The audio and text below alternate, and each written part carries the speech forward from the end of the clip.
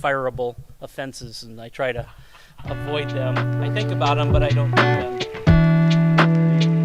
Yes. How you doing, everybody? My name's Luke, My name is Mark.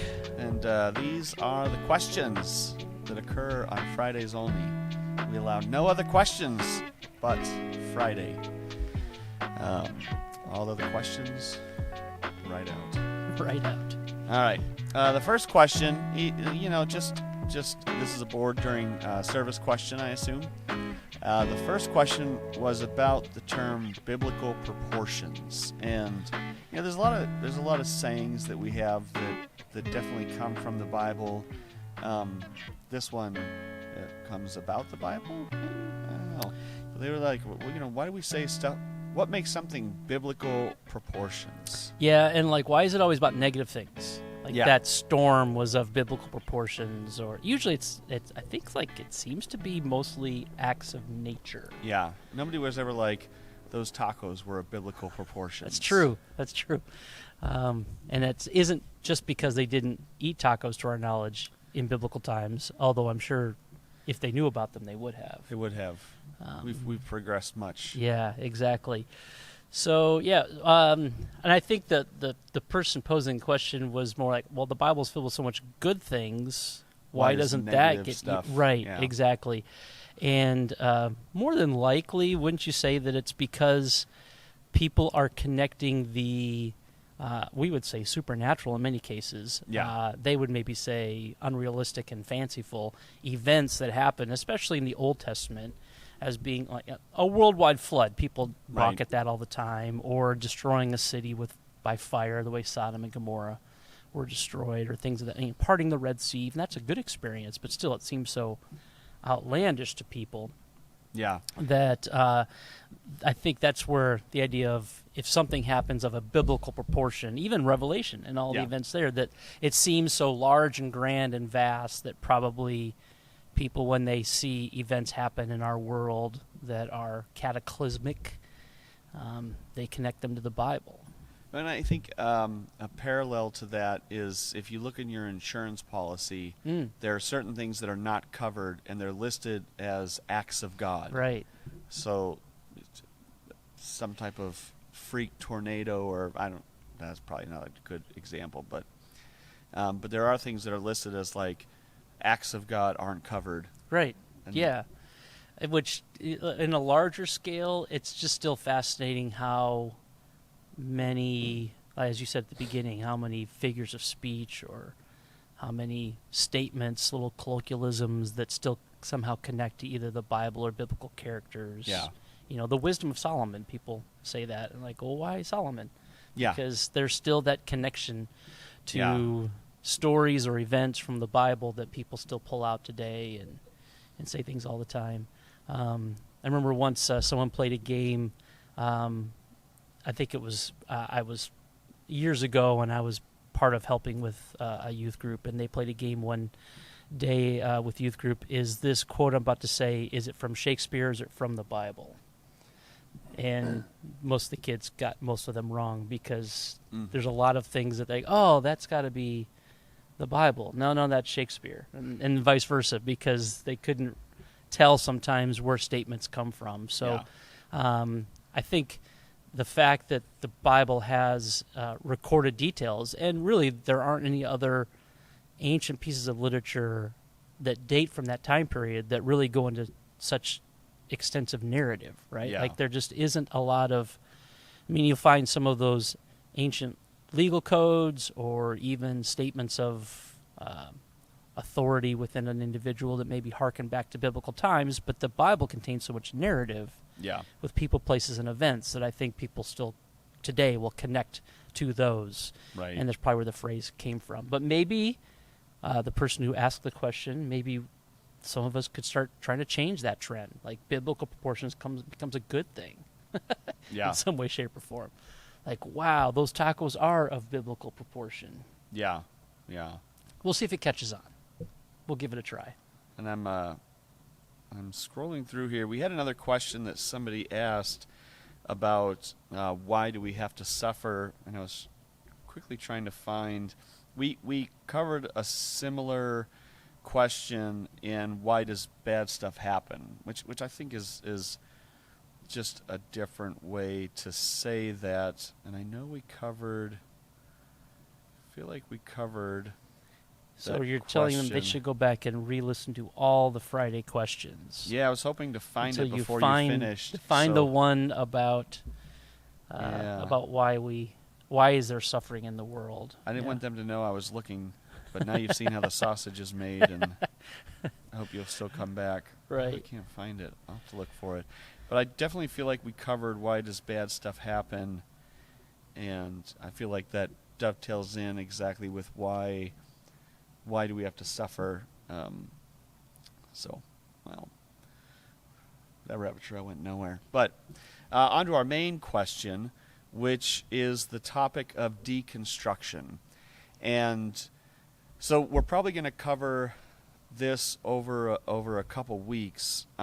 This first question that we want to look at is what is, when you hear somebody say they've deconstructed their faith, what is that exactly, and what causes somebody to deconstruct their faith?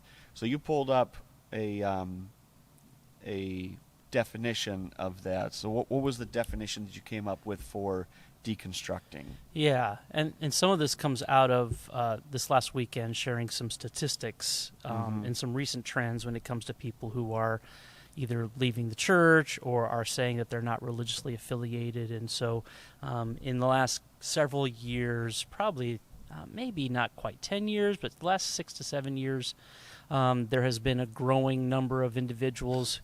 And I think it started with individuals who perhaps were in somewhat of the limelight of Christianity, musicians or podcasters, or even some who are connected to churches who have come out publicly and said that they have deconstructed their faith and that they're no longer, usually what they say is they're no longer an evangelical Christian, or that Right. they're no longer part of the evangelical church. or organized church. Right. Is this a little bit of a swing? Like, I feel like for a while there was just a rejection outright, but I think there's still a desire within people, or this knowledge that there is something else. So you have the people that take a hard stance of, no, it's all wrong, there's nothing to it, it's chemicals in your brain that make you think that. And so there was this rejection, but now I've seen it swing over maybe the last, I don't know, couple years especially, where you get this, well, I'm a spiritual person, but I reject religion or organized religion almost. Yeah. It becomes much more privatized. Right. I'm not going to be part of an institution or an organization. My faith But is my faith. I'm still very much a spiritual Yeah. person. Yeah, and I think that has a lot to do with.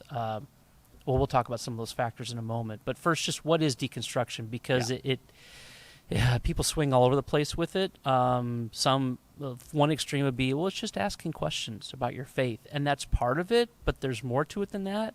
And then there's folks to the other extreme that would say it's just downright apostasy. It's people who they probably weren't Christians to begin with. They're falling away from their faith. It's a real hard, like they're purposely trying to bring down Jesus. I think you have to be careful with they were never Christians to begin with. Right. I think that is a defensive stance, because if somebody says they were a Christian for a long time, or if they went to church for a long time and then they suddenly left and they're like, I no longer believe, then it's more of a defensive stance of like, well, they must not have been a Christian to begin with. And there's probably a lot more nuance and variation in there.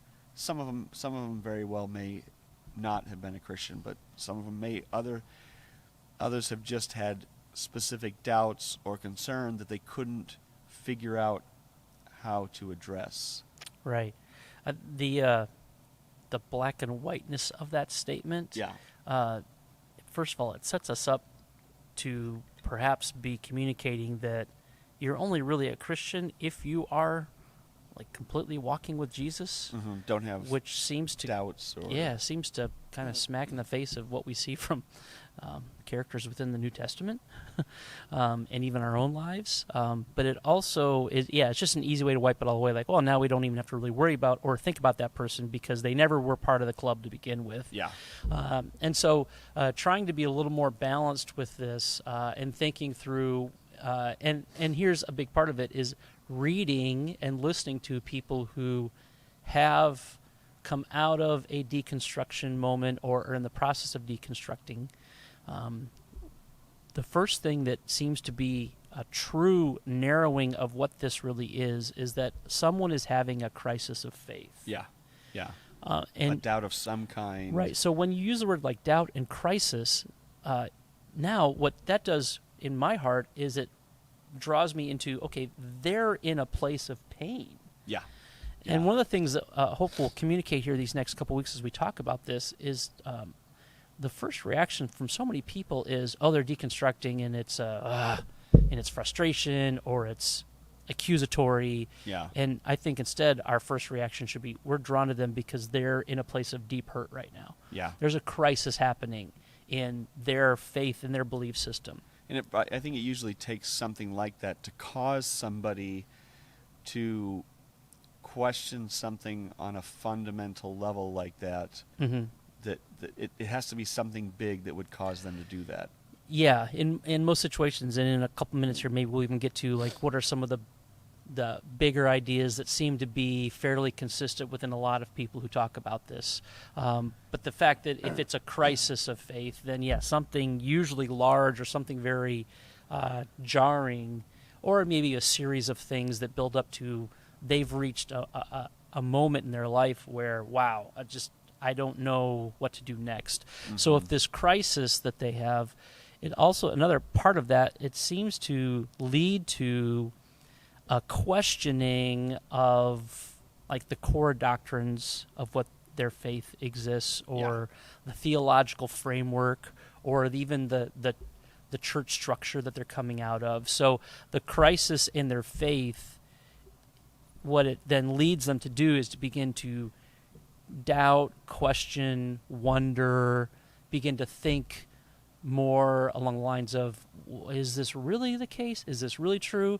What often seems to be a commonality with a lot of people like this is that they will say or they will demonstrate that they've just kind of been going along and believing whatever it is that was put in front of them, and now they're suddenly being serious about what's been placed in front of them as their faith. And we're going to talk at length in future times about how that's actually a really healthy thing. Yeah. That we shouldn't just be blindly listening to whatever's put in front of us, but we should be, as Paul, when he met the people in the city of Berea on his missionary journey, it said about the Bereans is that they went to the scriptures to check to see if what Paul was teaching was the truth. Yeah. That's just so great that they were like, hey, let's weigh this with what we already know to be true. So a crisis of faith that leads to questioning the core things that you believe in, the core doctrines.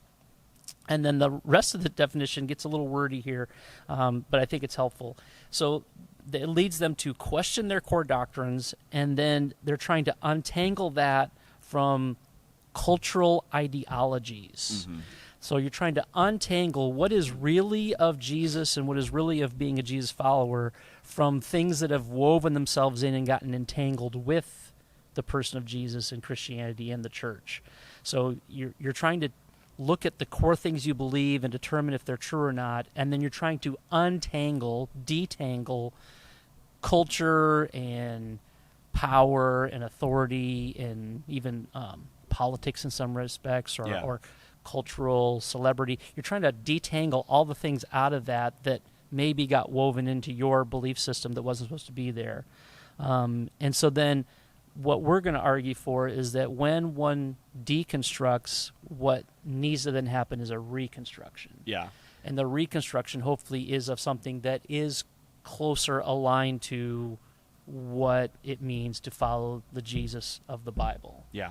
And to be connected to him and his church, and not so much maybe what had been woven into your faith system that got in the way and maybe caused you to even begin to deconstruct in the first place. Yeah. That was a long streaming thought, but hopefully you kind of got on to what that is. And I was trying to think broad categories of what causes somebody to do with. And I'd come up with 3, and we can figure out how we want to tackle these 3. But the 3 ideas that I had that cause somebody to deconstruct. One is finding out something you were taught is incorrect in some way. And usually that's something like, I was always told this growing up, I just believed it, and then one day I found out it wasn't exactly what I thought they were saying it was. And so, yeah, so that's one. The second is trying to reconcile what culture is telling me versus what the faith is telling me. And the third is seeing some type of large failing or hypocrisy within the church. I feel like those are the 3 things. And that one I would say, like, well, I always looked at this guy, and then when they fell, now I question everything they said. Or our church always said this, and then I slowly realized that none of these people were actually doing this, and that made me question everything else they told me.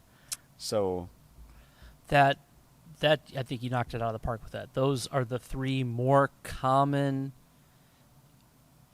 experiences that people who are in the midst of deconstructing, they will weave one or multiple of those ideas into their storyline. So let's go over those one more time again. So the first one, finding out something I was taught was incorrect. And I feel like a lot of this stuff comes from, there's a lot of complex ideas in the Bible. And many times, in an effort to make them understandable, I think what happens is you take this complex idea, you try to simplify it, and over time, it becomes almost like a catchphrase or Christianese, or, you know, this. It morphs over time, and it's just something that we repeat over and over and over again. And then somebody starts to dig into it, and they're like, well, wait, is that what that means? Or, well, but I'm reading this. How does that relate to that? Yeah, one of the conversations that we had in the Winsome Christianity class that we offered last month was this idea of what are core elements of our faith and what are peripheral. Yeah. What are things that there is some nuance to them, as we said earlier before, or there's some discussion as to they could be this or that, like there's no maybe super definitive way, or perhaps different denominations approach it differently, and there's room under the large umbrella of Jesus and his church to believe those things. When peripheral things become core things. Yeah, and say, no, and then this is the fact, this is it. Yeah, and then you either grow up or you go to a different type of church, or you get around other people.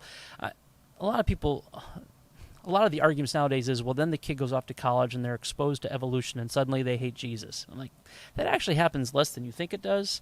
In fact, people who are grow up with a good, solid biblical foundation of who Jesus is and what their faith is, they tend to be okay even when they're exposed to those ideas. It's more where you leave the bubble of wherever you grew up in, and you begin to hear, maybe even different from other ideas. Christians, of different ideas on some of these things. Yeah. And it's not so much that that thing is going to break your faith, it's that that thing was in the core of your faith, or taught to you as the core of your faith, and now if that gets dismantled and taken away, then the whole thing falls apart. Yeah, if that's not true, what else is not true? Right, rather than, yeah, there are people out there who have different theories on the age of the earth. That's okay. You can have Christians on both extremes of those. You can have young earth and you can have old earth. You can have people in the faith that have different views on how we approach the text and how you decipher Revelation. But if those things have been core, that's what you're talking about. Yeah. Where that core thing that isn't supposed to be in your core is now been dismantled or questioned, and now the whole thing breaks down. Think of the game Jenga. If something that is a key pivotal piece in Jenga, if you pull it out and the whole thing falls down, if that core piece is something that shouldn't be a core piece, that's the first one you're mentioning. And I think for some, their deconstructing is because they have a false idea. They've been fed a false idea of, no, this has to be what you believe, or else Yeah. you're not really Yeah. a Christian. And so then they begin to think, I've well, heard people say that. then You I guess I'm can't not a think Christian. this Yeah. and be a Christian. Right. And so now I guess I'm not a Christian, or I guess I don't want to be a Christian because I have friends who believe differently, and I Yeah. kind of like them more than I like the people I knew before. So Yeah. that's Yeah. that's a really strong one. And I feel like sometimes underneath that is a failing on our part of, what is my relationship with God? Is my relationship with God what I'm told every week? Or am I actually in prayer? Am I actually reading my Bible? Because if it's just what I'm told every week, and, I mean, let's face it, people get stuff wrong, people fail, people make mistakes, and if that's my sole connection to God, and I don't have a relationship with Him outside of that, then yeah, I'm hinging everything on what somebody is telling me, and not what's actually in here. Right. Yeah. Your faith is based upon what you have been taught by people who, and they may even had good intentions, but for whatever reason, they've included some things that don't belong. And that's why it's great to work out your faith Yes. on your own. Now, you want to be able to do it accurately and thoughtfully, but I would even say anytime one of us, Pastor Ray, is up here on the weekend, fact check us. Yeah. Make sure that the things that we're saying do align with Scripture, and not just one version of what some people think, but does it align with historical Christianity over thousands of years that we can all agree on, that seem to be very biblically based, that we're not twisting Scripture. I appreciate, again, the fact that we tend to try as best we can here to walk through Scripture and to make sure we're in context, and not just pull verses out of thin air and make them say something that they're not supposed to say. But for other people, that's their experience. Yeah. And so now they're questioning everything because a few of those key issues shouldn't have been key issues. That was the first one. So your second one again? So the second one is trying to reconcile culture with faith. And again, these all overlap a little bit. So my big thought that I've heard a lot, reconciling culture and faith currently, and honestly, the person or the people that are dealing with this the heaviest are our youth, which is why they shouldn't just be ignored, or whatever else. Mm-hmm. We should have a relationship with our children. We should, anyway, soapbox away. They are dealing with this idea of, you hear these phrases in culture of love wins and various things. And so if you take these things on the face of what they're being told, depending on what they're hearing when they're at church, you have this very big disconnect of, well, these people seem to be accepting of everyone, and these people seem to hate everyone that doesn't agree with them. And now, many times, that's the perception. That's not necessarily the reality, because once you get into these groups, what you find out is there's just as much rancor and they're just as intolerant as vileness. everybody else is. Yeah, but they hear these cultural slogans of certain things, and the big one I think that jumps out to me is that, well, love wins. Oh, well, you can love whoever you want, and love wins, and I accept everybody. And then they go to church, and depending on how your church is dealing with it or handling it, they may very well be saying, all of those people are awful. They're all going to hell. They're awful people. And you have this teenager who's trying to figure out life. Not always a teenager, but you have this teenager who's trying to figure out life. And one person is telling him everybody's awful and everybody's scum. And somebody else says, even if these things aren't true, I mean, teenagers aren't always the best at digging in and trying to figure out what's true and what's not. But what they're being shown is, well, this side seems to accept everyone, and this side seems to hate everyone. And I think I'd rather be with that side. So, and again, not that this stuff is true, but how are they perceiving these things? And again, this goes back to an underlying of what's your relationship with God, because if your relationship with God is there, then I don't think you have this same type of issue in dealing with it. But Yeah, because cultural Christianity brings with it, again, a whole baggage of things that probably don't necessarily belong in there. right, And when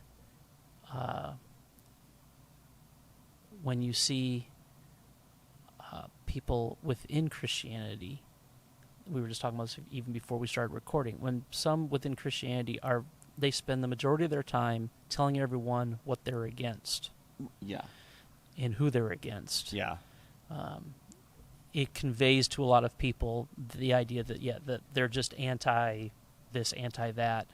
And so the cultural moment we're living in, when it clashes up against Christianity, and those within the church do everything they can to either avoid culture or belittle culture instead of trying to enter into culture and redeem it and show Jesus in it. I think back to our Daniel series last fall. yeah, And how Daniel and his friends were just amazing at how they lived among the Babylonians, and yet they were very clear as to what they believed and were still very effective in that culture.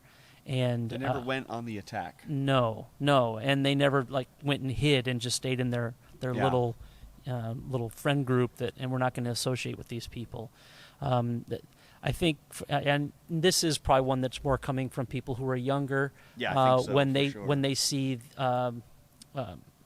sadly, the over politicization, where politics become so heavy within a church, where again you have to be of this party or else you're not really a Christian, Yeah. or you have to be on this side of this issue if you're not really a Christian, and then There's I no think nuance or disagreement. Yeah, politics is one. Sexuality is one. Gender and sexuality is another area where, again, I have examples of people who have friends who have a very different sexual orientation or a different view on gender than they do, and they're trying to befriend them, but all their friends are saying is that, well, yeah, but your church and your Christians hate me. Yeah. So when those things clash, for some, it's very difficult for them to be able to distinguish between this is what's happening in my culture and these are my friends, these are my people, this is what I'm seeing on social media. They can't detangle that from what they're hearing, and maybe not even from people they know, but they're hearing from the other side that this is how Christianity approaches those issues, and Yeah. it's all negative. Now, we are not trying to minimize sin at all in this situation. What Right. we're saying is that they see the negative, almost hateful speech and actions that come out of Christianity, and they characterize that as, well, that must what it means to follow Jesus is you have Yeah. to have those kinds of attitudes against these people, but I have some friends who are here, and so now the conflict arises, and there's Yeah. a crisis of their faith. Yeah. And so the third big one is seeing hypocrisy Yeah. within the church. And so I would probably characterize this in a specific way. When you made a good point, and when there's a big scandal, how many times does it turn out that the person at the center of that scandal was the one who was the loudest critic of literally what they were doing? Right. Yeah. When you see people fall, or the rise and fall of Mars Hill, when you see a church or a leader fall when they were saying one thing but it turns out they were doing another, or just the culture of a specific church. If the culture of a specific church is you've got to have your life together. If you're doing this, you're not a Christian if you're doing this stuff. If you're struggling with this, you're not a good Christian, or you're not a Christian. And there's this idea of, well, my life has to be perfect if I'm a Christian, and if everybody's putting on this mask of I have a perfect Christian life, and everybody's afraid to face the realities of the difficulties of life, then as people in there start to have their own struggle, and then they turn around and they're like, wait, you have this exact same struggle, but you've been saying this the whole time. And it's this, well, if you're, if you've been, a lot of it does go back to something I've heard not matching up with the reality of what I'm seeing in front of me. Yeah. I think institutional failure, whether it's a religious institution like a church or even secular institutions that fail. There is a huge movement right now, especially among people 30 and under, where they just don't trust any institutions anymore. And they've got receipts, as the kids say. They can demonstrate that pretty clearly and pretty easily. And again, there are probably, sadly, just as many failures and institutional letdowns in the church as there always have been. It's much more easy to see them. They get displayed. Documentaries are made about them. They're on social media. They're one thing that comes with celebrity Christians is that their fall, if they fall, is much more public, and so it's easy to again say, wow, look at this. This is supposed to be the church. This is supposed to be people who follow Jesus. I don't want any part of that. Where I think, we would try to argue that, but that's not really part of Jesus. And that's our big point today, is that in all three of those instances, none of that really has to do with Jesus. Yeah. and in the deconstructions where it's like I deconstruct and then I fall away, you made a good point in that Jesus is never a part of that conversation. He hardly is. It's this person said this thing, and I found out this wasn't true, or they were doing this, but I thought this. There's almost never going back to the scripture, to Jesus, and saying, okay, well, what is the reality here? Yeah. And I going back to your rise and fall thing, the only thing that America loves more than a story of triumph is the story of the fall of somebody who triumphed. We root for the underdog until they're on top, and then we want them to be destroyed. Yeah. Yes. And you could even take the three reasons that you gave that, again, those weren't all the reasons. There are others. I was reading an article this morning, and someone mentioned the fact that our culture has been so affluent, and we haven't really had to suffer, that it's hard for them to connect with what the Bible teaches about this is what life is really like, and they've had it too easy and too good, and so then they don't want that. But the three that you've mentioned, really, in all of those cases, it's really more of I'm deconstructing from bad Christian behavior. Or bad human behavior. And we probably all should take a look in the mirror to see if we're part of that, but also to look and say, yes, this is not truly what we were called to be. This is not an accurate portrayal of how Jesus called us to be the salt and the light to the world on his behalf to establish his kingdom. And so that's why we've been talking amongst ourselves about when we meet someone who's deconstructing, the empathy that we want to have for them, because we probably agree with some of the things, if not all the things, that they're dealing with. That we like, I'm with you. Those are not true, legitimate aspects of what it means to be a Jesus follower. Makes it difficult. I also heard someone a couple weeks ago talk about how they talked about their deconstruction as like going through the 5 stages of grief. That they were in denial about some things, and they got really angry about what they'd been raised in. So then they began bargaining. Like, well, maybe it's not as bad, or maybe it is, or maybe it's not that. And then there was Great Depression before finally they accepted that those things really weren't what I was supposed to be a part of. That I had been fed some things that weren't legitimately of Jesus, and they're beginning now to try to rediscover Jesus in a powerful way. But it's meant they've had to detach themselves from everything they grew up with, and even family members no longer are speaking with them as they're trying to, figure out, what does it mean? What does all of this mean? How do I have a place in this? So I thought that was pretty interesting as well. So I guess the biggest, if you're going to take away, the biggest key takeaways, is this a good way to say this? I don't know. A big takeaways here, what causes somebody to deconstruct, at the core of it, I feel like, is a less than stable foundation of their own faith. Do they really have that faith or that relationship with God and that relationship with Jesus, when it's not built upon that and it's built upon what somebody has said or what they've been taught or human institutions instead of on God, that's when you really get that teetering. And not that if you have a good relationship with God that you're not going to question or struggle sometimes. Right, and that's why at the beginning we said that deconstructing isn't just having doubt or asking questions, because that should be healthy in every situation. In fact, some people, their original, hey, I'm just curious about this, and I'm just interested in finding more about this, the reaction from Christian leadership is we don't ask those questions, or we don't talk about that, or how dare you. And there are like, some churches that is the response.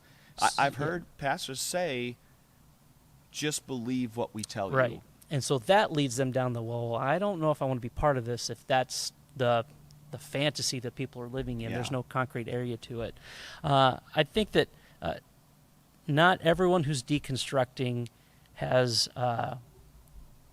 necessarily like chosen to it's not a rebel thing. It's not I'm going to rebel from everything. It's like we said at the beginning, it's a crisis where either they've just discovered something or something's been pointed out to them, or they're just recognizing as they look around the world and they look at the church situation they're in or the Christian situation they're in, they're like, these aren't making sense, and it may be that they're being pulled into some cultural ideas, or it may be that they're seeing a lack of congruency in what they were raised in or what they've believed in.